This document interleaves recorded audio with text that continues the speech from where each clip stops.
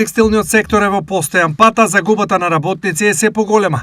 Причина за ова е драстично намалената побарувачка на овие производи во Германија, каде беше најголемиот македонски извоз.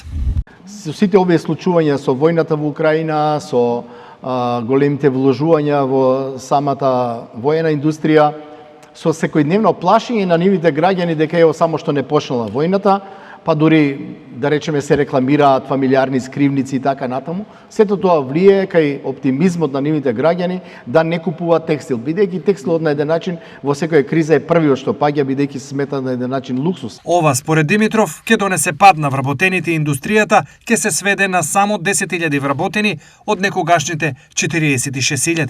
Во бројки дека сега сме, 2015 бевме 46.000, во овој момент се 21.000 работници, значи многу брзо во Македонија може да се случи да текстилот падне на 10.000 вработени, што е многу далеку помалку од тоа што сме биле.